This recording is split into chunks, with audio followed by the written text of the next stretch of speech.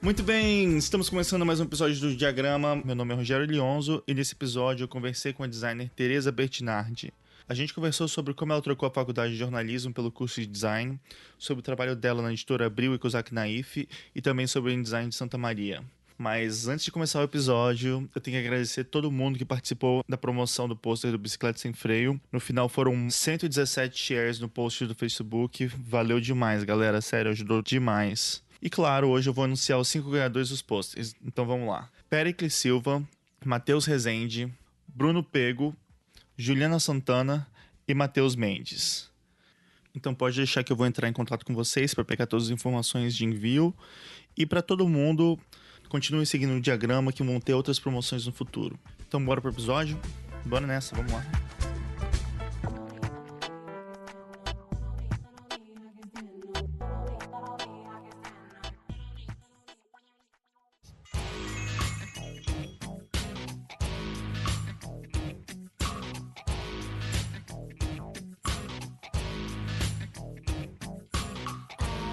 Muito bem, voltamos com mais um diagrama e hoje com a presença ilustre da Tereza Bertinardi. Tereza, muito obrigado por estar aqui dividindo sua história e seus projetos com a gente. Seja muito bem-vinda ao diagrama. Obrigada a você, Rogério, pelo convite. Vamos lá, então, né? Legal, vamos lá. Acho que muita gente sabe que você fez a Universidade Federal de Santa Maria, até por causa do InDesign, né? Mas eu queria até voltar um pouco antes e saber um pouco, assim, como é que você fez essa escolha, assim, pelo design? Como é que você escolheu fazer esse curso e começar a fazer design mesmo? Na verdade, o meu primeiro vestibular, ele foi para jornalismo, né? Eu queria ser jornalista. Nunca passou pela minha cabeça fazer design logo de cara. E aí, no primeiro ano do jornalismo, teve uma greve na Federal muito grande, que durou uns 3, 4 meses. Perigava até o semestre ser cancelado e tal. Sei lá, os alunos tinham acabado de entrar na universidade, então tava todo mundo num puta gás e teve esses planos frustrados pela greve, enfim. Em algum momento a gente decidiu, um grupo de alunos da comunicação, que daí englobava a publicidade e relações públicas também, vamos fazer o site do curso. E aí, como eu sempre mexi em computador, desde muito nova, eu acabei sendo a única jornalista do grupo, só que ao invés de escrever o conteúdo do site e tal, eu programei o site, né? Eu brincava com HTML, Photoshop. E aí eu fiz o site e tal, e em algum momento abriram as inscrições para o vestibular de novo, né? Que ia acontecer no final do ano. E aí eu pensei, legal isso aqui, né, mexer nesses programas, só quem sabe eu faço outro vestibular, porque eu achava que só fazer uma universidade já não tava bastando, assim. Fiz o vestibular sem nenhuma expectativa de passar, nem nada, assim, fiz de boa. E acabei passando. E aí então vou cursar também para ver qual é, e comecei a fazer em paralelo ao jornalismo, o design. O que aconteceu, eu acho, é que daí já naquele primeiro ano eu fui para um InDesign, que foi o InDesign de BH. Uhum. E naquela época o curso lá de Santa Maria estava na campanha para fazer o InDesign do outro ano, que seria 2004, que de fato aconteceu. Naquelas reuniões, né, em que você tinha que defender lá a candidatura, eu acabei me envolvendo nas discussões e tal, e na campanha, e acabou que a gente, né, os estudantes acabaram votando por Santa Maria venceu para sediar o próximo N, e aí, então beleza, temos que fazer esse evento aí. E aí, nesse processo de organizar o InDesign, uma das coisas que eu fiquei muito fascinada com toda essa história foi de descobrir o que é esse evento, né? O que era o InDesign. Aí, nesse processo de ficar pesquisando, e a gente tinha um privilégio, porque o InDesign já tinha acontecido em Santa Maria em 92, foi o segundo InDesign. Uhum. Então, a gente tinha professores que organizaram o N daquela época. Então, tinha muito essa coisa de contar como é que foi naquela época, né? Entender como é que ia ser agora e tal. E acabou que, enfim, era um time grande, mas eu acabei me envolvendo muito na questão da programação do evento, né? E o que envolvia ler muito sobre as coisas, assim, eu achava que era imprescindível e tal. E eu acabei me encantando por isso. Ao mesmo tempo, eu levei a outra faculdade ao mesmo tempo, assim. Eu não consegui abandonar o jornalismo, eu segui com o jornalismo até o 6º semestre. E aí foi muito engraçado porque eu tava no meio de uma aula de radiojornalismo, foi esse momento que eu desisti do jornalismo. Eu amava esse professor. Ele tava passando a bibliografia. Vocês vão ter que ver, checar os dados e tal coisa. Ele começou a meio passar o que era, né, a natureza de fato do que é ser jornalista. E aí eu pensei, cara, não posso mais fazer isso aqui. E saí da sala e nunca mais voltei, né? E aí continuei no design, assim. Eu sempre vi relação entre as duas coisas, né? Enfim, isso acho que acabou, inclusive, tendo a maior representação disso foi ter ido, depois de formada, trabalhar na Abril, assim. Pra mim era um caminho muito claro que design e jornalismo tinham muito a ver, né? E, enfim, todo o meu trabalho de conclusão do curso teve a ver com isso. Então eu sempre tive uma ligação muito estreita com a comunicação lá na Federal, com os professores de jornalismo e tal. Esse momento que você abandonou o jornalismo, isso foi depois do InDesign ou ainda era antes? Foi durante a preparação do InDesign, eu acabei saindo do jornalismo para me dedicar também ao InDesign, que foi uma outra universidade. Eu considero... Eu fiz 2 faculdades, né? Uma é o InDesign e outra é o curso mesmo, assim, porque foi muita entrega, né?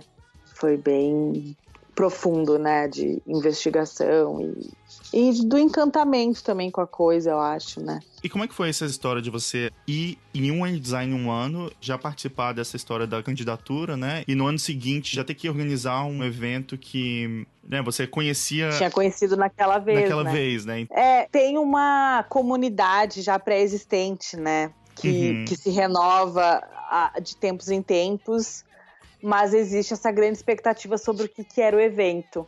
E eu acho que tem um aspecto que foi curioso dessa organização, porque embora alguns membros da organização já tivessem ido em outros N's Design, né, o N de Bauru, mas normalmente, basicamente, o núcleo duro da organização era a minha turma. Então, na verdade, eles, quanto muito, teriam a oportunidade de ter visto 2 N's Designs, né? O de Bauru e o de BH. E eu acho que também tinha uma coisa de que todo mundo era muito novo nesse mundo N Design, né? Então, ao mesmo tempo, a gente sentia que existia uma expectativa gigantesca sobre o que seria, porque existe uma expectativa todo ano sobre o que vai ser esse evento. Mas, ao mesmo tempo, a gente também tá aqui aprendendo qual é desse evento. Então, na verdade, eu acho que, assim, o grande esforço foi ter pesquisado sobre, assim, tanto é que teve uma das atividades que eu achei que, assim, que eu tava tão fascinada com essa história do InDesign, que eu pensei, não, vamos reunir as organizações passadas, vamos fazer uma mesa... uma mesa com todos os integrantes que a gente conseguia encontrar. E isso talvez tivesse um maior interesse só em quem já organizou, quem tem interesse em organizar, né? Não para o participante que, enfim, tá caindo de paraquedas a primeira vez e meio...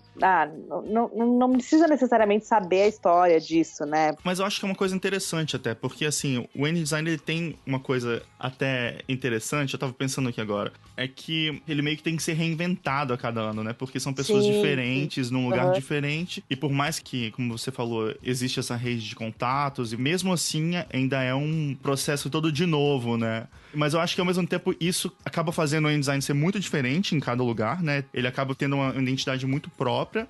E eu acho que os participantes acabam se interessando por isso também, né? Tem essa coisa de, né, esse tá sendo assim, como é que foram os outros eventos, né? Como é que outras pessoas pensaram nesse mesmo modelo, né? Sim, até porque isso foi uma coisa que a gente penou bastante, né? Porque não existia muito registro, né? Eu lembro de ter visto 2 revistas que foram revistas dos N's, né? Que foi a do primeiro N, que eles fizeram uma revista do que foi o evento. E eu lembro que do 7º N, que foi em São Paulo. E a gente não tinha YouTube para ver palestra, não tinha nada, né? Então, o que a gente contava era com a história oral que as pessoas contavam. E aquelas pessoas que tinham ido em 2, 3... 5, 7 N-Designs, né? Aquelas pessoas que estavam formadas e ainda estavam indo.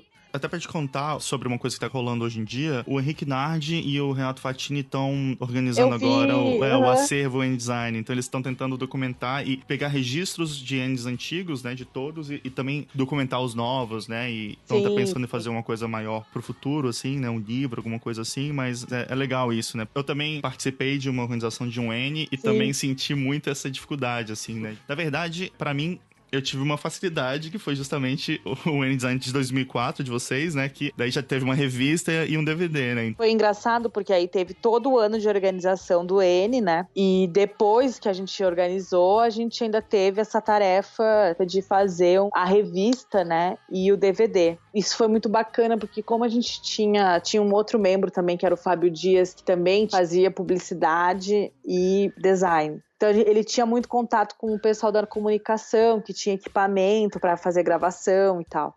Então tudo isso possibilitou que tivessem registros. Basicamente a gente tinha uma equipe de vídeo, que eram os alunos do estúdio, né, do jornalismo e da publicidade e da comunicação lá da universidade. E a gente gravou todas as palestras. Então a gente tem tudo isso gravado. Então o que a gente fez foi, depois de um ano de organizar o evento, a gente ficou mais um ano preparando esse material. Porque aí a gente decupou todas as palestras, né, para conseguir incluir no DVD um compacto de cada uma. Fez documentário, meio contando os bastidores da organização. Então eu acho assim, talvez a falta de legado que a gente se deparou no processo, a gente quis minimizar isso pro futuro, assim, sabe? Eu acho que foi uma coisa bacana, assim, que todo mundo da equipe que organizou entendeu que era muito importante deixar isso registrado, né? Eu acho que E eu acho que isso vai me acompanhar em diversos outros momentos, né? Porque eu acho que o design gráfico, ele carece muito de memória, né? Em diversas manifestações. E o N-Design é uma delas, né? Esse evento, né? E assim, da mesma forma como eu também acho que profissionalmente falta memória ainda, né? E principalmente debate, né? E daí depois? Bom, e aí depois ficamos esse ano aí ainda fazendo lá o DVD e tal, aí já voltamos pro curso regularmente, indo em todas as aulas e tal. Aí eu terminei, não tinha terminado ainda o curso e me inscrevi no curso Abril de Jornalismo, né? Que a Abril promove esse curso para encontrar pessoas em diversos outros lugares do país para ter uma experiência de trabalho na Abril. E eu já, né, desde a época do jornalismo já sabia desse curso de treinamento e tal, e sabia pelo jornalismo, mas entrei pelo design, né? Então eles selecionam designers, jornalistas e fotógrafos, né? E aí eu me inscrevi um ano antes de me formar, não com muita expectativa, porque eu não estava prestes a me formar, então eu sempre achava que outras pessoas que já estão mais prestes a se formar vão ter mais chance e tal, mas acabei passando no curso e vim para São Paulo passar um mês aqui, era janeiro de 2006. E eu passei um mês aqui para desenvolver um projeto lá. Eu acabei parando na editoria do Almanac Abril na época e foi ótimo. Foi muito engraçado, porque como eu também não tinha expectativa de vir para São Paulo logo depois, porque eu ainda tinha que voltar para fazer meu TCC, eu não mostrei o meu portfólio. Eu fiz um portfólio, né, porque eu tinha que fazer um portfólio dos meus trabalhos para mostrar na entrevista do curso, então eu já tinha mais ou menos separado alguma coisa. Mas como eu não tinha essa expectativa de ficar, eu nem quis atiçar muito isso em mim, assim. Mas trouxe alguns trabalhos e na época eu não tinha mostrado pra ninguém aqui. E assim, era muito... o porquê de você fazer o curso Abril vir pra São Paulo, sei lá, mostrar portfólio pros diretores de redação, diretores de arte e tal. E não tinha me ocorrido. Aí, em algum momento, na minha equipe, a outra designer que trabalhava comigo era a Glenda, que inclusive fez o NB. Ela falou, Tereza, você não vai mostrar pra ninguém o seu portfólio... E ela falou, tô indo ter vou apresentar meu portfólio pro Alceu, por que você não vem junto? E no intervalo você mostra pra ele, logo depois da minha pega uma brechinha e mostra. E eu, será? Fiquei meio assim, né? Mas eu, então tá, vamos. Aí mostrei. E eu lembro, e eu gosto de falar isso muito porque... Enfim, pra mais gente também não se intimidar e tal. Eu lembro que eu falei pra ele, no primeiro momento da entrevista, eu falei assim, então, o que eu tô te mostrando são os meus trabalhos da universidade, porque eu não tinha feito estágio, né? Eu posso dizer que o meu grande estágio foi o N, mas eu não tinha feito estágio, não tinha tempo pra fazer estágio. E aí ele falou assim, não, tranquilo, eu tava meio constrangida e tal, e ele falou, não, tranquilo, isso é legal também, você mostrar os trabalhos que você fez na faculdade, que mostra o quanto você aproveitou o curso. E eu falei, que bacana você falar isso, realmente não tinha visto por esse olhar. E ele, legal. E ele, acho que, né, enfim, gostou do meu trabalho. Ele falou, então tá, umas 2, 3 semanas depois, ele me escreve falando, ele era diretor de arte da Super Interessante, o Alceu. Uhum. E ele falou, Tereza, apareceu aqui uma vaga pra trabalhar na Super, você não quer vir? E eu falei, não posso, né? E o meu sonho era trabalhar na Super na época. E eu falei, putz, não posso, tenho que terminar aqui o curso e tal. Mas ao mesmo tempo eu já tava explodindo querendo ir, né? Já tava num momento assim, foda-se a universidade, eu não quero mais esse diploma, eu já quero começar a trabalhar. Mas aí não, aí terminei o meu TCC e vim pra São Paulo em setembro. Aí foi muito legal, porque enquanto eu tava fazendo meu TCC, sabe quando você tá já, tipo, fazendo TCC, aí você tá criando os PDFs, os arquivos, o V2, V3, agora vai, não sei o quê.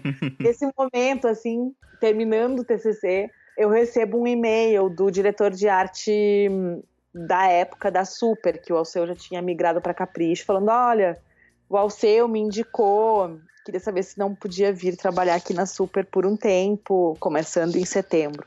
E eu falei assim, tá, agora eu posso. Então, pra mim foi, tipo, muito bom, assim, porque antes de apresentar meu TCC, que era sobre design de revista, eu já tinha o convite de vir para São Paulo trabalhar lá na Super por um tempo. Nossa, que legal. Aí eu vim para São Paulo, comecei a trabalhar lá na Super, fiquei lá por uns 6 meses, aí me formei, aí acabei indo depois desse período na Super pra Capricho, trabalhar com o Alceu. E nessa época o Alceu tava fazendo também muitas coisas legais, né, na Capricho. Acho até que ele tava coordenando essa parte do núcleo jovem da Abril, não era isso? Isso, era bem na época que eu fui entrevistada por ele tava coordenando o núcleo jovem, né, que compreendiam várias revistas, Capricho, Super Interessante, Mundo Estranho. E depois ele foi só pra Capricho fazer uma reforma gráfica lá, enfim, era uma reforma editorial, né, envolvia também o pessoal do texto. Uhum. E aí foi nessa época que, logo depois que isso aconteceu, que eu fui pra lá, eu fui freelar uns meses lá, passei por outras redações também, até que depois de uns 2, 3 meses freelando em outros lugares, enfim, na Abril, eu fui pra Capricho, contratada, né, eu comecei a trabalhar na Capricho. E aí fiquei lá, eu acho que 1 ano e meio, não me lembro agora quanto tempo exatamente fiquei lá, até, enfim, fazendo, era uma revista quinzenal, então o fluxo era muito intenso, né? Foi uma experiência incrível, mas aí em algum momento eu já comecei a um pouco me cansar, assim, da rotina da redação, eu acho, né? Que tem uma constância, né? Tem uma repetição um pouco, né? Claro que cada edição tem uma nuance diferente, mas ela tem essa sazonalidade, né? Uhum. E aí eu acabei pensando que, enfim, acho que não era só a revista que eu queria fazer outras coisas também. E, bom, mas aí eu saí de lá, né? Eu saí porque eu fiz uma entrevista no Kiko Farcas e, enfim, acabou rolando de ir pra lá. E eu acho que também eu queria fazer outras coisas também, né? O livro, outros tipos de publicação, né? E fui com essa experiência pro Kiko e entrar também na estrutura de um estúdio, né? Um estúdio que não é um prédio de 23 andares, né? É um estúdio que é quase uma boutique, tem uma questão de atendimento e também muito com essa direção de uma pessoa, né? Entender o que é um estúdio e tal. Lá eu fiz alguns projetos de livro, então foi a minha primeira capa de livro eu fiz lá, foi uma capa pra companhia, que ele colabora para a Companhia das Letras bastante. Fiz alguns livros do começo ao fim, então foi muito rica a experiência, porém breve. Eu fiquei lá, eu acho que não fiquei menos de 1 ano e acabei saindo de lá e voltei. Na verdade, quando eu saí de lá, daí eu não quis trabalhar em nenhum outro lugar fixo, né? Aí eu pensei que eu poderia seguir o voo solo, assim.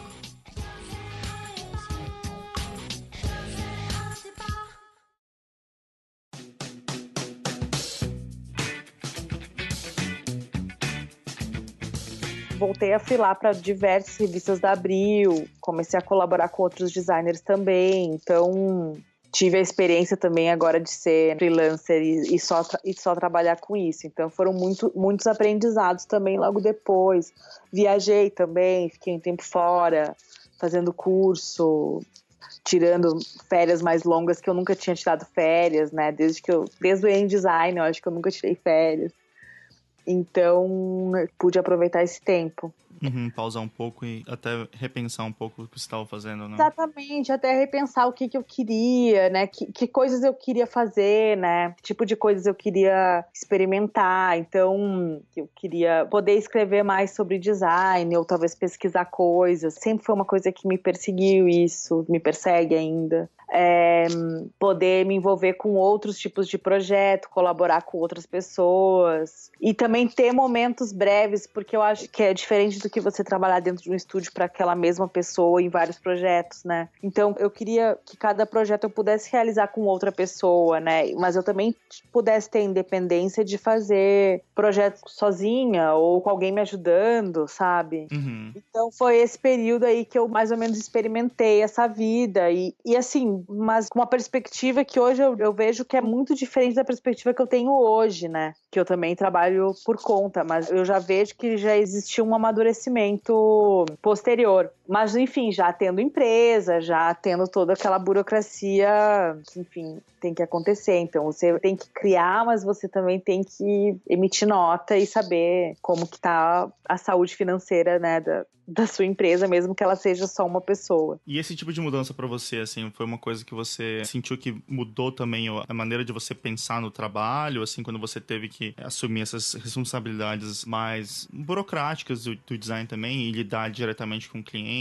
Eu acho que nesse primeiro período, logo depois do Kiko, eu acho que eu não encarava tanto assim. Eu entendia que eu era uma profissional independente, claro que eu já tinha as questões de pagamentos, de negociar valor, essas coisas já estavam lá, fazer um orçamento e tal, mas eu tenho que dizer que só agora, 10 anos depois de formada, que esse tipo de atitude, ela tá mais amadurecida em mim. Porque naquela época eu acho que eu tava meio, às vezes eu tinha um freela que eu ficava alocada numa redação, então na verdade era quase a reprodução de um trabalho de carteira assinada, só que eu não tinha carteira assinada. Então, assim, não era um pensamento tão cristalino, eu sou uma empresa e pessoas dependem de mim, ou então, eu tenho uma máquina que, sei lá, eu pago um aluguel de um estúdio. Não tinha isso, eu trabalhava em casa.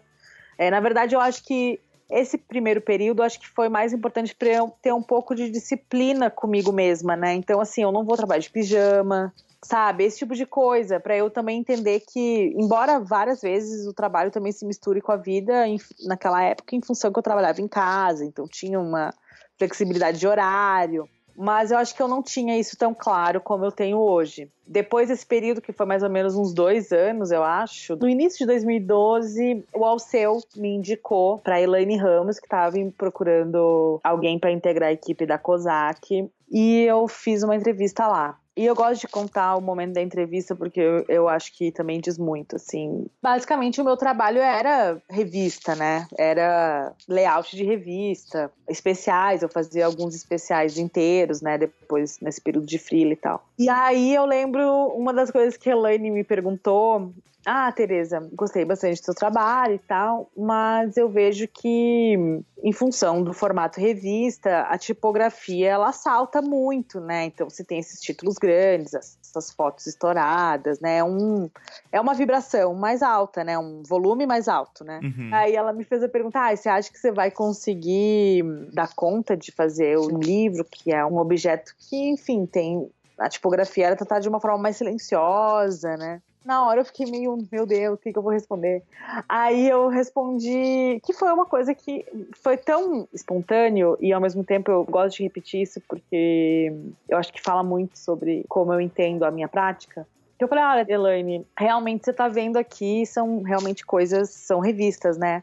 Até porque todas as perguntas que eu respondi, assim, cada projeto é uma resposta, né? O projeto é uma pergunta, né? E o resultado do projeto é uma resposta a essa pergunta. E tudo que você tá vendo aqui são respostas à pergunta revista, né? Sempre me perguntaram como fazer uma revista. E eu respondi dessa forma. Não acho que exista uma forma de você responder isso, né? O projeto ele pode ter várias maneiras de serem... Você pode responder ele de várias formas. Mas eu acho que a grande questão é se eu tô disposta a responder perguntas sobre livros, né? E eu acho que eu tô. Então é mais ou menos isso que eu posso te dizer. E aí eu acabei indo trabalhar lá. Fiquei lá na COSAC durante quase 2 anos, fazendo diversos livros, enfim. Trabalhava muito no infanto juvenil. E foi uma experiência riquíssima, assim, porque eu acho que lá eu aprendi esse ofício de trabalhar com livro. E foi muito enriquecedora a experiência de você ter o departamento editorial junto e convivendo com aquelas pessoas que não eram só designers também, tinham editores, revisores, produtores gráficos, enfim. E foi muito bom entender essa cadeia da produção do livro, né? Então foi uma experiência bastante intensa. E a troca com a equipe de design, enfim, que tinham pessoas muito generosas. As pessoas estavam lá para fazer crescer aquilo, né? E você era responsável por aquele projeto, mas você tinha interlocução para fazer com que aquele projeto florescesse através da conversa com outros colegas e tal. Então, foi muito legal. Eu queria até te perguntar uma coisa que, vendo de fora, eu acho que tem uma coisa que é muito legal em relação ao Kozak Naif, é que você consegue perceber justamente essa conversa entre as áreas, né, dentro desse processo, principalmente dessa questão até de produção gráfica e das escolhas de design, né? Tem muitas escolhas que eu acho que são muito acertadas e inteligentes em relação a pensar em processos gráficos e incluir eles como parte do design também, né? E isso eu vejo em vários livros, né, em várias coisas assim. Como é que isso acontecia lá dentro? Como é que essas decisões aconteciam? Na verdade, eu acho que assim, como existia essa equipe de produção gráfica que ficava dentro, né, da editora, e eu acho que, enfim, a Elaine tinha total conhecimento sobre a cadeia da produção do livro e como tirar proveito disso ao máximo, né, para conseguir otimizar, em função, inclusive, da limitação orçamentária. Então, como que você vai trazer interesse para um objeto, encontrar alternativas para que isso que você está criando não onere o custo final do livro. Então, eu acho que essa foi uma investigação que acontecia muito lá, em função até dos desafios de você fazer um objeto novo a cada novo livro, né? E eu acho que essas ideias iam acontecendo à medida em que, como eu resolvi esse livro, e aí, a partir daí, você tinha toda a cadeia de aprendizado, e isso era alimentado, né? Isso era fermento para novas experiências, né? Então eu acho que isso se deve principalmente à existência de um departamento de produção gráfica, ao papel de um diretor de arte dentro da editora, que também tinha uma equipe de design interna. Então eu acho que o conhecimento ele ficava na editora, né? Não era uma questão que você contratou um funcionário terceirizado, ele resolveu aquele problema e pronto, todo o conhecimento relativo àquele livro ficou com aquelas pessoas, e isso não retroalimenta a experiência de edição, né? E eu acho que isso é um grande mérito de você ter esse time 100% do tempo dedicado a esse projeto Kozak Naif, né? Então eu acho que isso foi uma coisa muito bacana dessa experiência. E eu acho que essas ideias também, eu vi várias delas aconteciam meio junto, assim. Então tinha a coisa da interlocução com o produtor gráfico, com o ilustrador, com os designers, mas também tinha muito input dos editores também, que davam sugestões de imagem, de caminhos de como que você vai pesquisar para resolver aquele problema. Então, assim, eu tenho um exemplo de uma coleção de livros de poesia que a gente desenvolveu lá na Kozak, que eu acho que a ideia tem coautoria da editora para a resolução da capa, sabe? Então, e das outras pessoas que também fizeram parte da equipe, que tinham reuniões para discutir as ideias todos juntos. Então eu acho que foi um período muito feliz nesse sentido, né, em termos de desafio do projeto, porque tinha essa questão da continuidade, né, isso é muito importante, enfim, que essas coisas não se percam, né, e ter uma equipe interna trabalhando todo o tempo lá contribuiu para isso, né. Uhum. Muito legal. Bom, aí eu saí da Kozak, né, no final de 2013, e 2014 eu já estava trabalhando independente. Botei meu portfólio no ar com os trabalhos que eu tinha feito na Kozak, alguns que eu também tinha desenvolvido mesmo na Abril ou no Kiko, e comecei meu voo solo, né? E comecei fazendo algumas capas para companhia, trabalhos outros para Carambaia, uma outra editora que eu colaboro até hoje. E aí foi meio aparecendo as demandas, assim, de projetos, e fui sentindo o clima para ver qual era esse fôlego, né, para continuar trabalhando. E eu acho que a experiência da Kozak me deu isso também, essa experiência de aprender esse ofício, né, dos livros. Então, já tinha acumulado a experiência das revistas, e aí acho que somou um pouco com os livros depois dessa experiência da Kozak. E tô com isso até hoje, né? Então, desde então, eu tenho trabalhado dessa forma, enfim, com outros clientes também, fazendo outras coisas, não só livros, né?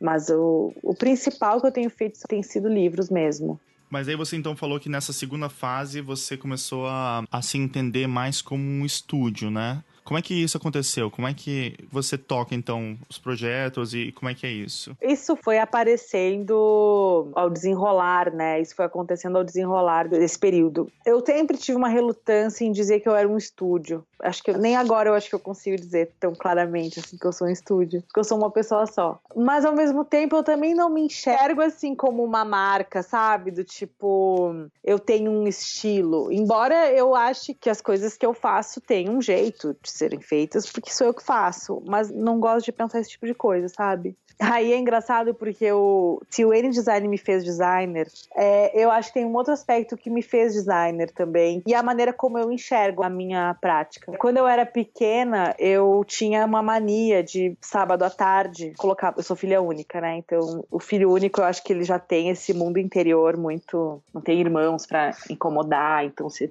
tem que brincar meio sozinho. E aí eu tinha esse ritual, não era muito sagrado, mas era bem seguido, assim. Que era de todo sábado à tarde arrumar o meu armário. Eu tirava as roupas das gavetas e reorganizava. Para manter, talvez, como estava, mas assim, era sempre organizar. Era sempre pegar, tirar tudo e botar de volta.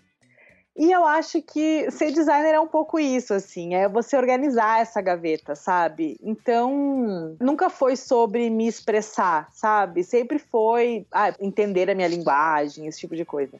Eu digo que eu comecei a refletir sobre essas coisas, sempre refleti, mas acho que agora, voando sozinha, eu acabei pensando mais nisso. E eu acho que tem muito a ver com isso, assim, é esse organizar, sabe, de você fazer caber, né, você tem que fazer caber, você tem que assumir alguns critérios, então você vai agrupar calças com bermudas, com camisetas e camisas de outro lado, então você tem essas decisões para tomar, e eu acho que tem um pouco a ver com isso, assim, e eu acho que isso é importante eu saber disso, né? Fazer essa relação, eu acho. Porque daí eu também não me perco muito sobre o que tem que ser a natureza do meu trabalho.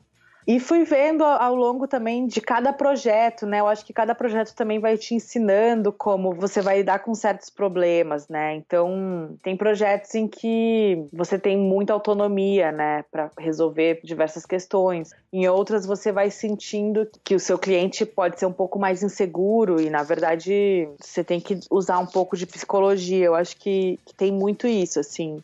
Eu acho que nosso trabalho também é muito escuta. Isso foi uma outra conclusão que eu cheguei trabalhando sozinha, né? Tem muita escuta. Então, na verdade, várias vezes eu já ouvi de clientes dizerem: é legal porque você me escuta. E aí, sabe, as pessoas também querem serem ouvidas, né? Uhum. Então, não é sobre mim, né? Eu acho que isso foi uma coisa que eu também entendi. Eu fui entendendo sobre o que é esse trabalho. Que as questões e os problemas que as pessoas trazem, né, para resolver. Então, você tem que resolver esse livro. Não é sobre mim, não é Midas, né? Que você vai lá e toca e vira ouro. Não é esse tipo de coisa. Primeiro, é resultado de uma conversa. Então, o resultado que você chega, ele é fruto de decisões com outras pessoas, né? Não é só a sua decisão como designer, né? É um resultado de muitas questões. E isso eu fui percebendo e internalizando isso em mim, né? Isso foi muito importante nesse período desde então, desde que eu saí da Kozak. E tem essa questão do estúdio, né, de quando eu percebi, né, que isso é uma empresa, né, eu fui percebendo ao longo de você também entender, eu acho que tem um aspecto muito positivo da crise que a gente está vivendo, em que você realmente percebe que as pessoas estão, talvez, com menos poder de fogo para investir alto num projeto, Você vê que as pessoas estão negociando mais para poder fechar um projeto com você e tal. Então, à medida em que essas coisas também vão se impondo, a realidade vai se impondo, você também vai entendendo quais são as suas necessidades, né? Então, assim, todo mundo tem conta para pagar e todo mundo tem, né, os boletos chegam, né? Você vai entendendo quais são as suas necessidades e como que você tem que fazer os acordos, né? Para você não ter nenhum imprevisto no futuro. Então, sim, eu acho que hoje em dia eu percebo que eu tomo muito tempo, e um tempo muito grande que eu tenho em, sei lá, ver a questão da grana, como é que tá, o que eu tenho que cobrar, o que eu tenho que finalizar para também já poder emitir uma nota, por exemplo. Então, você também entende que tem outras questões envolvidas, não é só, você quer executar um bom trabalho, mas ele também tem que estar dentro de um prazo para as coisas, enfim, andarem, né? Então, tem uma agenda que você também tem que cumprir para o trabalho acabar e a roda continuar girando.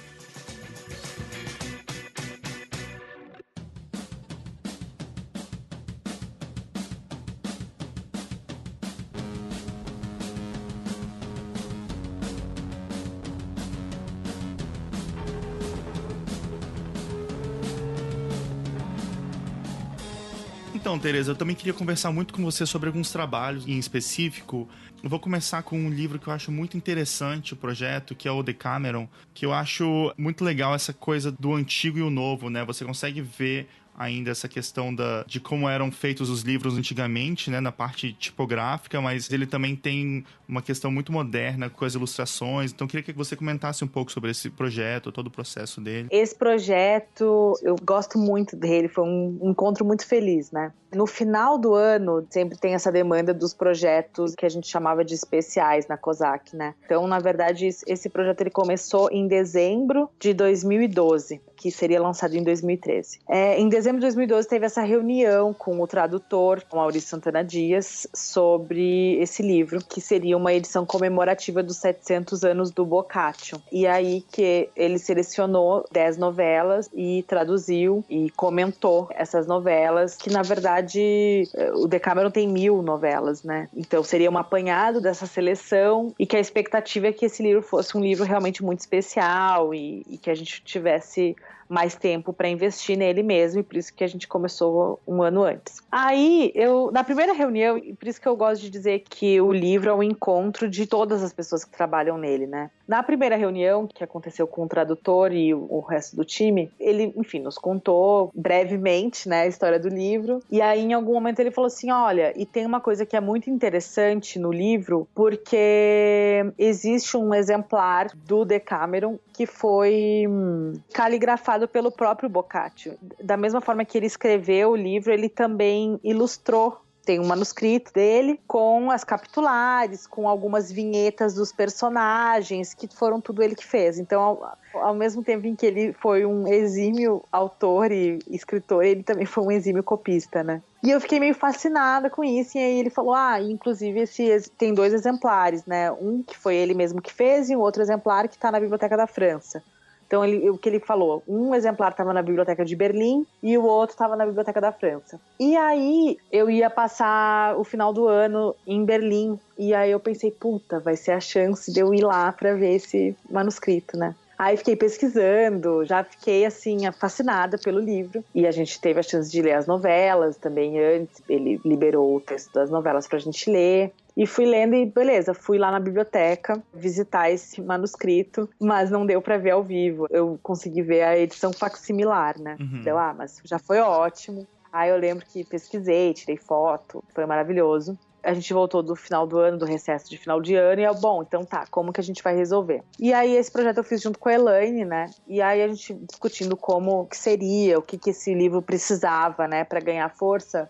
Em algum momento a gente falou assim, putz, lendo o texto, primeiro que é muito engraçado, né? O texto é muito bom, assim. E ele é muito vivo em imagens, então é tudo muito bem descrito, tudo bem narrado. Selecionando um parágrafo, você consegue descrever uma cena e imaginar essa cena como se fosse um quadro, né? E tem, então, esse recurso imagético muito forte. E em algum momento a gente pensou, bom, seria legal se ele fosse ilustrado, né? Isso eu lembro que foi uma das primeiras decisões que a gente tomou. Em paralelo a essa decisão, já estava rolando a pesquisa visual do livro, da época em que ele foi escrito, E tem essa questão do livro medieval, né, do livro Gutenberg, né? E nessa pesquisa, analisando diversos manuscritos, entrando nos acervos das bibliotecas, que tem muita coisa digitalizada, que é uma fonte de pesquisa muito, muito boa, a gente começou a ver alguns padrões da maneira como esse livro era pensado, né? Primeiro pelo formato, né? E isso eu já tinha notado quando vi o facsímile desse manuscrito do Boccaccio, que o livro era gigante, era gigantesco, quase um A3.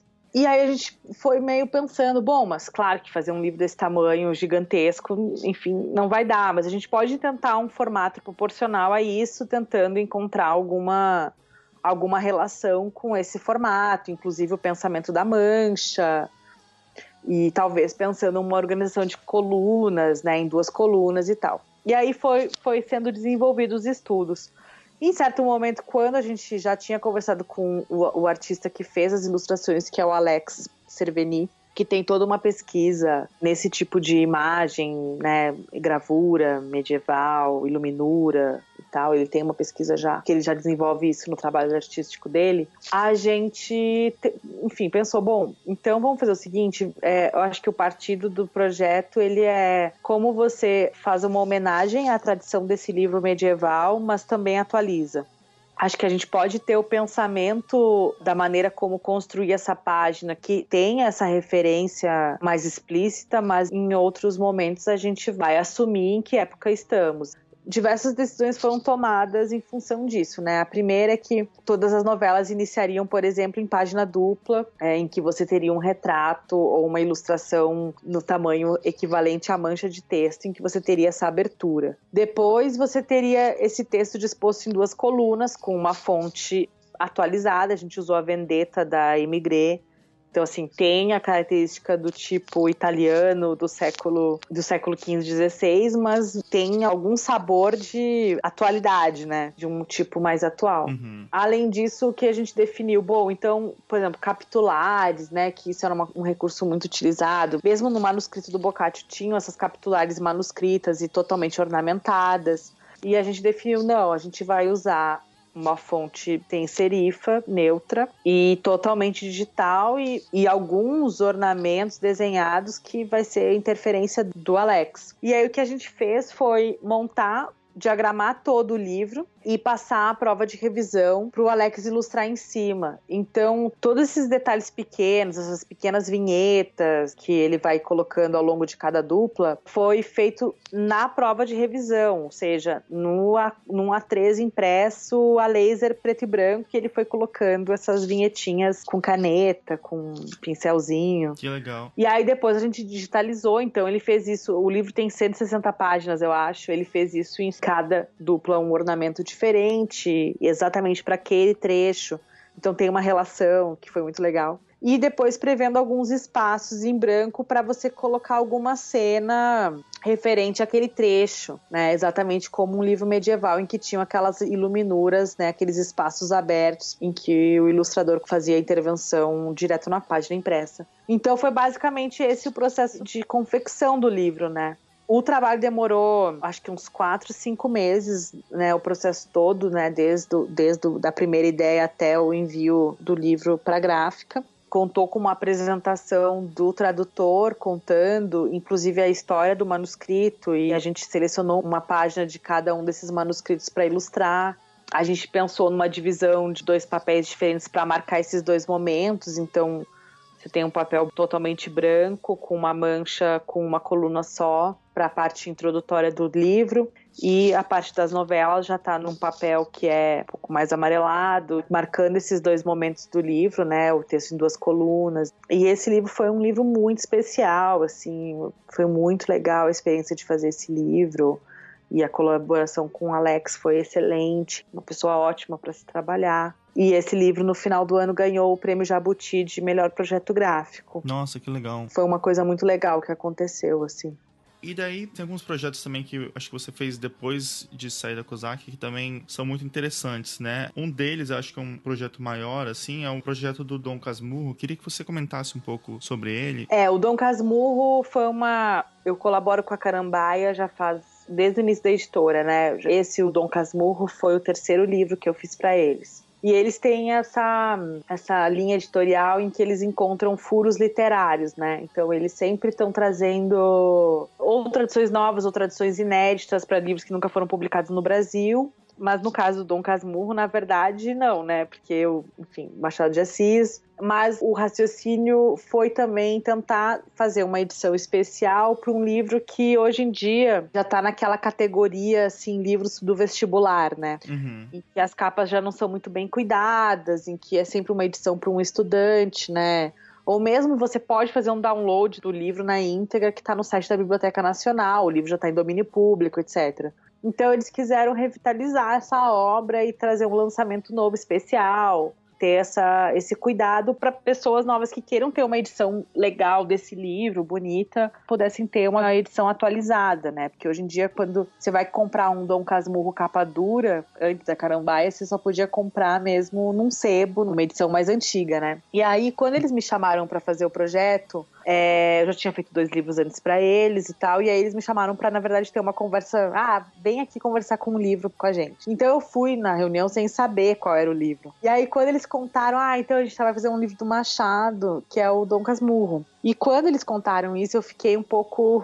Assim, foi um misto de euforia e pânico, porque esse livro, ele é um livro muito especial pra mim, pessoalmente, né? É um livro que eu li quando eu tinha uns 14, 15 anos, eu acho, 16 no máximo. E é um livro que marcou muito a minha adolescência. Eu sei passagens do livro de cor, o 2º capítulo principalmente. Então, assim, eu tenho uma relação muito passional com o livro, né? E aí, quando eles falaram, então tem esse livro, né? O prazo, assim, a gente tem para trabalhar ao longo do ano e tal. E beleza. Quando eu saí da reunião, eu fiquei meio em pânico, porque eu pensei, meu Deus, né? É uma dupla responsabilidade, porque uma eu acho que tem a questão de você realmente tratar esse autor, que é super importante na nossa literatura, e também é o meu livro favorito, né? Então é essa dupla responsabilidade. Logo depois dessa reunião, eu voltei então pro livro que eu li na minha adolescência, exatamente o mesmo livro. Peguei o exemplar que estava aqui na minha estante e voltei a ler. E como eu tinha lido na época, tem justamente as citações em que eu sei de cor até hoje, estão todas sublinhadas, o livro tá todo riscado, tá uma loucura. E é muito legal você ler um livro agora, nessa segunda leitura, depois de muito tempo, você consegue ver umas coisas que você, inclusive até porque eu estava lendo o livro com o propósito de analisar isso para poder pensar um projeto gráfico, né? É diferente de você ler porque você tá muito interessada na trama, né? Uhum. E aí eu fui tendo essa segunda leitura e vários aspectos que talvez naquela época tivessem passado despercebidos sobre essa ironia do Machado e que, enfim, já tinha me seduzido essa ironia desde o princípio, mas agora, 15 anos depois, com outro olhar. Bom, eu acho que a primeira coisa que, desde a época da primeira vez que eu li, um dos momentos em que ele me marcou muito, é que eu me identifiquei, não sei porquê, muito também com o personagem principal, a ponto de usar isso como meu primeiro endereço de e-mail. Era bentinha@terra, eu acho. E usava isso como apelido na internet, sei lá, Mirk. Então eu era muito nisso, assim, era muito vidrada nesse personagem. Ele era filho único também, acho que tem várias coisas aí. Mas mesmo naquela época, na primeira vez que eu li, professores de literatura sempre diziam, o livro fala sobre essa suposta traição, que nunca foi muito bem esclarecida no livro, na verdade intencionalmente não esclarecida. E eu lembro até de um professor ter dito, eu acho que o livro devia se chamar Capitu. Inclusive teve a minissérie da Globo que foi inspirada no Dom Casmurro e que o nome é Capitu, né? E relendo de novo, eu pensei, vamos ver se o livro realmente deveria se chamar Capitu, né? Qual que é a pegada do livro? E não, eu acho que eu continuo sustentando que o livro é totalmente sobre esse homem branco, privilegiado, que se sente traído, né? E que, na verdade, é um grande livro sobre os ciúmes, mais do que sobre traição, né? E fiquei lá, refletindo sobre o que é esse ciúme, né? Como representar graficamente isso. E, ao mesmo tempo, quando você vai lá e pesquisa o que já foi feito, que imagens já foram criadas para esse livro, dando um simples Google Images no Dom Casmurro, você fica um pouco apavorado, assim. Porque são normalmente 3 caminhos, né? Um é evocando a mulher, Capitu. essa mulher com olhos de ressaca, misteriosa, enigmática. Então sempre um retrato feminino, olhos femininos, silhueta feminina. Um outro aspecto é o Rio de Janeiro. Tem algumas edições em que tem, sei lá, uma foto do Rio antigo. E a outra vertente é um busto do Machado de Assis, né? Tipo, colocar o autor na capa. Então eram mais ou menos esses os caminhos percorridos, né? E na verdade nenhum deles me satisfazia, sabe? Nenhum deles me dizia alguma coisa nova. E eu acho que nenhum deles conversava exatamente com o que é o livro, sabe? Quer dizer, tem, claro, resquícios e tem indicações do que é, mas talvez não conte a história inteira. Você tem essa uniformidade, né, do que é o livro nessa imagem padrão, assim, que as pessoas fazem, na primeira imagem que elas têm do livro. Uhum. E eu acho que precisava pensar uma iconografia nova para isso, né? Não digo uma iconografia, não nessa pretensão, mas pensar um novo jeito de contar essa história que já é conhecida por muitas pessoas, né? E aí, a primeira coisa que eu pensei, eu acho que esse livro deveria ser ilustrado por alguém. E pensando em quem poderia ilustrar, eu lembrei do Carlos Issa, que é um artista aqui de São Paulo, e que basicamente uma das características principais do trabalho dele é que é muito denso e muito escuro. Ele usa muito preto. E foi uma coisa que eu pensei desde o começo, porque eu fiquei pensando sobre o que é o ciúme, né? E o ciúme é aquilo que te impede de ver, né? Quando o ciúme é demasiado, você já não tem nem contato mais com a realidade, né? Você já tá totalmente envolto nessa ideia de que você foi traído, ou de que você vai ser traído e tal. Legal essa metáfora. E eu acho que o Bentinho, o personagem, ele é uma pessoa atormentada por esse ciúme. Ele tinha tudo pra ser feliz, né? Pra um homem do século XIX, né? Rico, branco, casado com uma namorada de infância, né? E o próprio Machado acho que faz essa crítica, né? No livro também mostra esses privilégios. E ao mesmo tempo o ciúme impede, né? E ele vive amargurado e reconstrói a casa de infância na velhice, né? Todo um material para psicanálise bem forte, assim. E aí eu pensei em chamá-lo para fazer essas intervenções. E um outro aspecto que eu achei muito interessante no livro e na obra do Machado, isso é muito presente, né? Inclusive tem um aplicativo que se chama o Rio de Machado, né?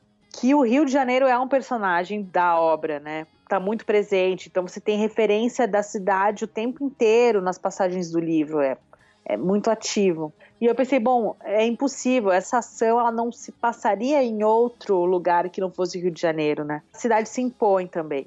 Fiquei pensando que a gente poderia combinar essas duas coisas e propus para o Carlos e ele topou. Carlos Issa topou pensar isso e essas intervenções sobre as fotos e tal. Depois, sobre o objeto livre, eu fiquei refletindo, mas seria legal ter uma conexão com o que foi esse livro, né? E aí eu tinha aqui, que foi da minha avó, uma coleção de contos do Machado que foi publicado pela Garnier no início do século, inclusive era a primeira editora dele. E tem esse formato que é super especial, né? Todos esses livros, José de Alencar, Machado de Assis, que foram publicados pela Garnier, tinham esse formato, que é o 17,5 por 11,5, tô vendo aqui. E eu achei que seria interessante você ter essa conexão com o livro que o próprio Machado segurou, né? O gesto de segurar o livro, eu fiquei pensando que poderia ser você poderia ter essa viagem no tempo, digamos assim, né? De que alguma coisa, claro que a própria obra, mas alguma coisa de material do que foi esse livro poderia ser transportado para a edição de agora. E eu pensei que isso poderia ser feito através do formato. Mas que ao mesmo tempo, pensando nisso, sobre outros aspectos, isso poderia ser atualizado, inclusive porque eu acho que essa obra e o tema da obra, ele é muito atual, né? É uma coisa muito presente. Tem gente com ciúmes ainda vivendo aqui, né? O ciúme está entre nós ainda. Com certeza ainda existe. Então. E aí eu pensei que, bom, essas vozes, né? A gente fala muito dessa coisa da voz, da tipografia, né? E eu acho que essas vozes podem ser atualizadas, né? Porque normalmente um dos critérios para a gente falar de tipografia em livro é pensar, vamos pegar alguma coisa que remeta, né? Aí tem alguém que diz, quem remete é carteiro, né? Não é? Bom, aí eu fiquei pensando sobre isso e em algum momento apareceu na minha pesquisa essa fonte que eu fiquei fascinada, né, que se chama Stanley, do Ludovic Belland, um suíço. E eu gostei muito dela porque ela tem alguns detalhes que ela parece meio entupida, um pouco, sabe, como se ela tivesse um preto a mais. Tem um refinamento, mas não tem, assim. Eu pensei, nossa, seria muito, muito bom usar essa fonte. Eu acho que seria exatamente isso. E aí é isso, ela é uma releitura da Times New Roman, que não tem nada a ver com a época em que o livro foi escrito, mas chegou um ponto que eu pensei, bom, mas é isso, não tem que ter a ver, sabe? Não vou pegar uma fonte do século XIX para dizer que tem a ver. São outros critérios que vão mostrar isso, né? Que vão respeitar essa história do livro.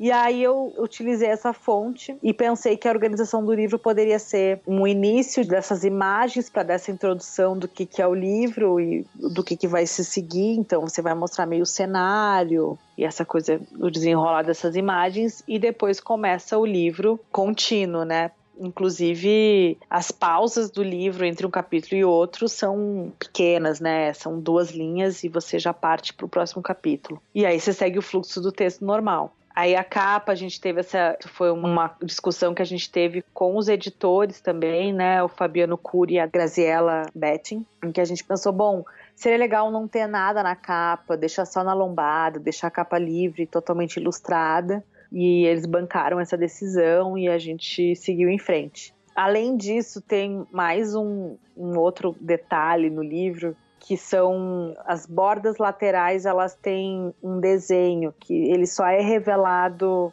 quando você estende as páginas, né? Então eles são ocultos com o livro fechado. E isso eu fiquei pensando que seria interessante mostrar também essa parte oculta das coisas, né? Então um dos lados é os Arcos da Lapa e o outro lado o Pão de Açúcar, né? Então você tem essa dualidade da cidade e da natureza, que eu acho que também define muito o Rio de Janeiro. Então teve mais esse detalhe. Além disso, em algum momento do processo, os próprios editores falaram, seria legal se a gente conseguisse fazer algumas edições, talvez mais especiais, né? Como se a edição regular já não fosse, né? E aí a gente teve essa ideia, então, de aproveitar as páginas internas dos 2 primeiros cadernos que são ilustradas, com as ilustrações do Carlos, e utilizar isso como base para o próprio Carlos fazer interferências em folhas. Então a gente passou 100 folhas para ele fazer interferências únicas, né, em cada uma delas, para a gente conseguir produzir 100 capas diferentes, que seriam essa edição especial, além da edição regular. Eu fiquei muito feliz com esse livro também, e o pessoal da editora também, e vejo muita gente também, os leitores, porque os leitores da Carambaia, eles são muito aficionados por livros, eles são realmente apaixonados por livros, né? Então tem essa coisa de postar as fotos, taguear a editora, então às vezes eu gosto de olhar aonde a editora tá tagueada para ver as reações das pessoas, assim. Porque é um jeito da gente também ter um tipo de feedback, né? Porque o nosso trabalho tem esse lado um pouco solitário, assim. Principalmente quando a gente está trabalhando por encomenda de alguma editora e não lá dentro, né? Isso também acho que eu acabei percebendo depois que saí da Kozak. Porque a gente não tem o feedback imediato do que a gente produz, né? Então a gente fica sabendo, os editores ficaram felizes, aprovaram, o autor também gostou, ok. Aí esse livro vai para o mundo, para a livraria, para ser vendido. E aí talvez, uma hora ou outra, você tenha algum feedback de venda, né? Ele vendeu tantos exemplares, ele está vendendo bem, já está esgotado, foi reimpresso. Você tem esse tipo de feedback. Mas você não tem tantos lugares para você ter o feedback do leitor de dizer, achei essa capa horrível, senão nas redes sociais, né? Uhum. Então, às vezes eu fico olhando, principalmente os da Carambaia, que são muito mais ligados em design, então você vai lá e eles falam, essa capa é muito legal, e não gostei disso, aí você fica meio sabendo as reações das pessoas, e eu acho isso muito legal, sabe? Porque a gente não tem esse feedback, eu acho importante ter, né? Você tinha até comentado uma coisa em relação a ser um livro que você, né, já gostava muito. Até me surgiu uma dúvida. Já teve algumas vezes que você estava lendo o texto e você não se identificou e você, mesmo assim, tinha que fazer um projeto para ele? Assim, como é que funciona quando você não se identifica tanto com o texto e mesmo assim você tem que representar ele de alguma forma? Você encara isso como uma coisa normal e parte do trabalho? Ou você sente que você tem que ter um mínimo de uma conexão e um entendimento do texto para você conseguir trabalhar a parte editorial dele? Eu acho que eu faço os dois tipos de livros. São livros que eu não me identifico e livros que eu me identifico, livros que eu me surpreendo, livros que eu já gostava muito e tenho a chance de fazer e me sinto muito feliz por ter essa chance. Na verdade, eu acho que é como você conhecer uma pessoa nova. Cada livro é uma pessoa nova. E eu acho que a atitude que você tem que ter, quer dizer, a atitude que eu tenho é uma atitude de curiosidade. Então, eu vou tentar encontrar alguma coisa nesse livro que não precisa falar necessariamente comigo, mas eu preciso encontrar alguma coisa nesse livro que consiga ser entendido e que isso consiga se engajar com outras pessoas também. Porque, no fim, eu não estou fazendo o livro para mim, né? Não é para mim que esse livro está sendo feito. Então, eu não preciso necessariamente buscar essa conexão, o livro e eu, Teresa, designer, né? Uhum. Eu acho que eu preciso encontrar o que salta nesse livro, o que salta nessa história, para eu poder trazer, enfatizar isso da melhor forma para o público leitor daquele livro. Porque senão, eu acho que o nosso campo de atuação fica muito restrito se a gente só quiser fazer livros que a gente gosta. Porque daí eu vou só fazer o livro do Cortázar, do Machado de Assis e do Kafka, sei lá. E eu não vou poder ter contato com outras pessoas, né? E pessoas que eu acabo até descobrindo que que legal esse livro, não conhecia esse autor, como acontece em vários momentos. Então, a abordagem que eu tenho que ter é muito mais de curiosidade do que de identificação, sabe? Eu tenho que ter interesse sobre aquela história. É como você conhecer uma pessoa, como conhecer uma cidade que você passou sem querer, mas vai ter que passar aquela noite lá porque não vai dar pra continuar a viagem. E o que você vai fazer de legal nessa cidade, sabe? Você vai ter que tirar o melhor disso, daquela experiência. E entender qual é a função desse livro, que eu acho que é um pensamento que eu tinha, que eu aprendi desde a época da Capricho, né? Porque eu não fui leitora da Capricho e não era adolescente quando fiz a Capricho, mas eu tinha um respeito por aquele conteúdo porque eu sabia que ele era importante para alguém, né? Então eu acho que é o mesmo pensamento que eu tenho que ter com os livros que eu faço, sabe? Então eu não tenho esse preconceito, assim, com livros que eu não gosto e tenho que fazer, sabe? E, na verdade, as pessoas nem precisam saber que eu não gostei, né? Porque isso não é importante. Claro que eu tô contando o livro da questão do Dom Casmurro porque realmente foi um processo que teve na verdade, foi até um problema em alguns momentos, porque poderia ter dado muito errado e, sei lá, vai que eu não gostasse do resultado final, né? Não sei. E não importa se eu vou gostar ou não, sabe? Eu acho que a gente precisa... Não quero dizer o que as pessoas têm que fazer, mas eu acho que da minha parte e da parte do que eu entendo como prática nessa profissão, acho que diz respeito a isso, né? Diz respeito a você entender que não é sobre você. Sobre você são seus projetos pessoais, né? Não coisas que você tem que fazer por uma encomenda de alguém, né? E daí eu vi também que você tem um projeto novo chamado A Escola Livre, que vocês estão fazendo bastante coisa com eles, né? Inclusive, lançaram agora há pouco tempo um livro com as entrevistas transcritas, né? Eu queria que você conversasse um pouco sobre esse projeto e o que vocês andam fazendo por lá. Bom, a Escola Livre é um projeto que eu tenho junto com o Guilherme Falcão, que é um outro designer aqui de São Paulo. Anteriormente a gente tinha um outro projeto que está até no ar ainda, que era um site chamado A Plataforma, junto com outro designer também, que a gente escrevia alguns textos sobre, seja crítica a algum projeto, entrevista com algum designer. Tinha um lado meio jornalístico da coisa, assim, que nunca me abandonou também, né? E aí eu fui encontrando outras pessoas que também tinham esse entusiasmo. E aí, em algum momento, a gente foi sendo chamado, né, em diversas ocasiões, individualmente, a dar oficina. O Guilherme já dava oficina há muito tempo também, né? Foi, inclusive, assim que a gente se conheceu, um pouco antes. Eu também já tinha sido chamada para dar uma oficina no Sesc Pompeia na época. Eu já estava tendo esse pezinho no ensino, né? E aí a gente pensou que seria legal a gente juntar esses esforços para pensar um projeto em que a gente conseguisse exercitar isso e também conseguisse exercitar esse ponto de encontro, que eu acho que é na verdade, esse projeto, ele também ele nasce de uma carência que a gente encontrou, né, na nossa vida. No sentido de que, por exemplo, você não tem um site de grande alcance sobre crítica em design, né? Você não tem isso. Diferente nos Estados Unidos, em que você tem pelo menos 2 sites em que você tem muita informação sobre... Né? Você tem uma pessoa que é o Steven Heller, que tem, enfim, toda semana tem um texto novo, todo mês tem um livro novo do Steven Heller, que a gente até se cansa de ver tanto livro, mas existe uma produção, né? Nos Estados Unidos você tem uma produção, uma crítica profissional especializada em design, né? E que assim, e que ao mesmo tempo eles também percebem que eles poderiam ter mais espaço. Só que aqui no Brasil a gente não tem espaço nenhum, ou quer dizer, os espaços são muito restritos, né?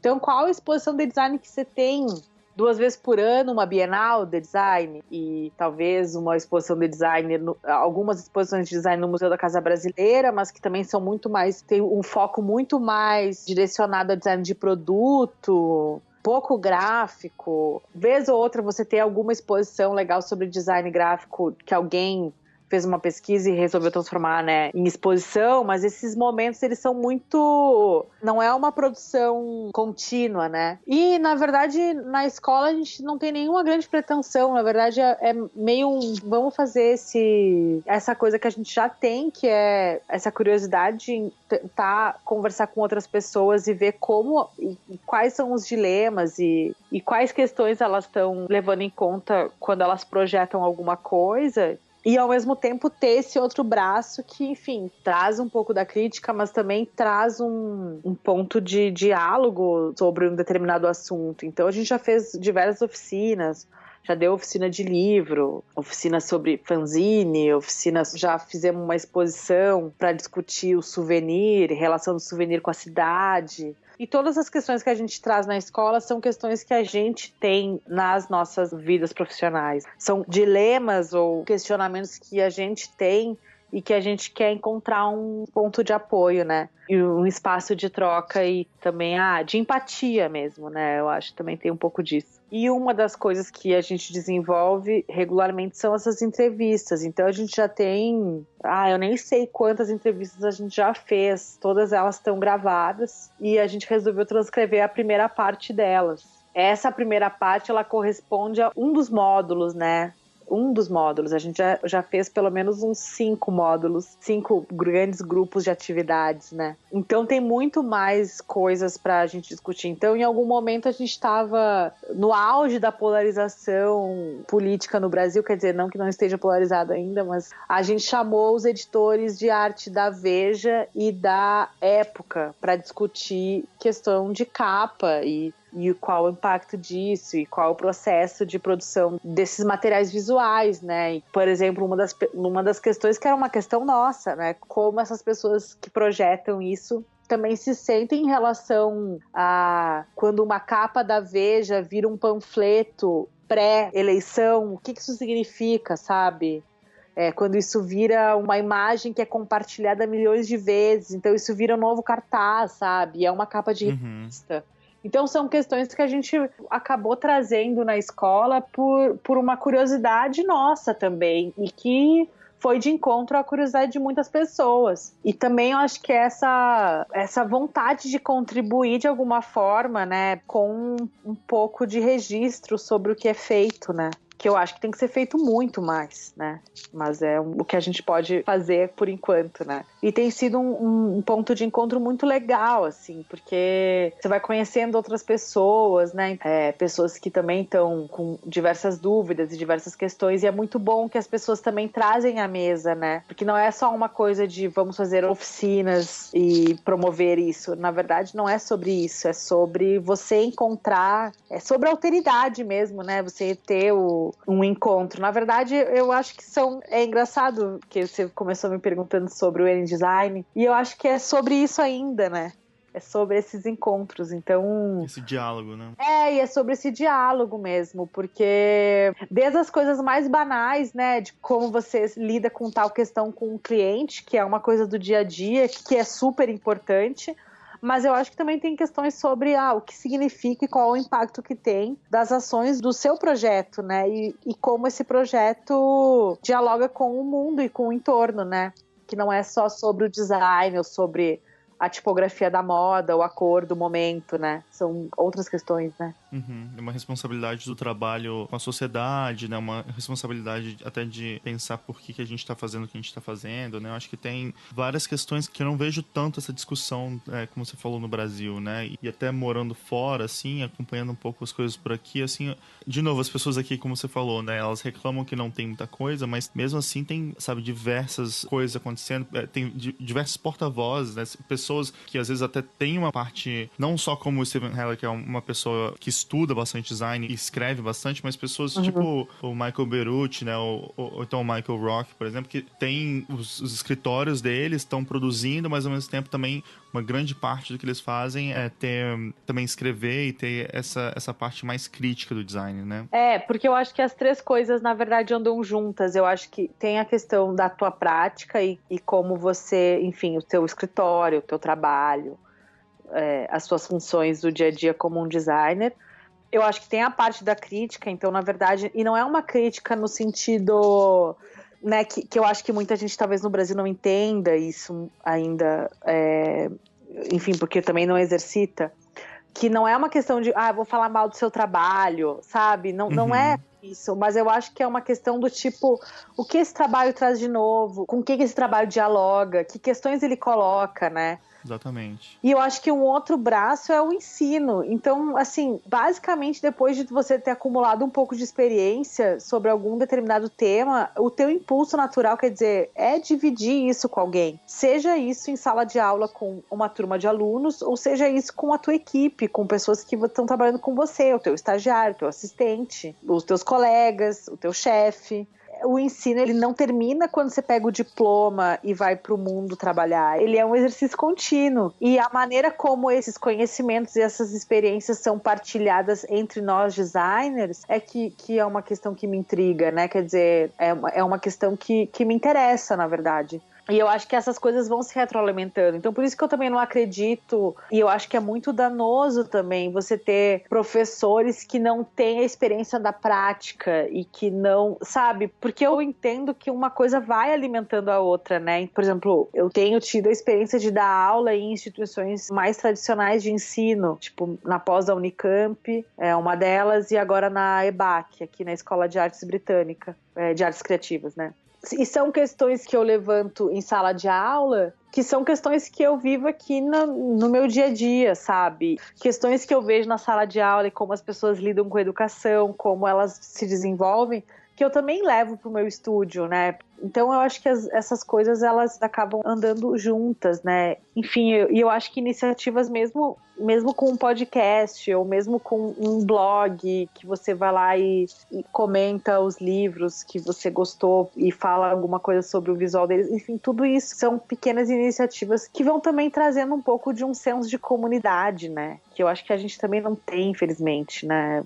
É muito raro esse senso de comunidade, né? O senso de comunidade, ele acontece talvez em uma bienal, né? Em uma exposição, mas você não tem isso regularmente, né? Você não tem o encontro presencial. Isso são momentos muito raros, né? Então eu acho que qualquer iniciativa para isso é válida.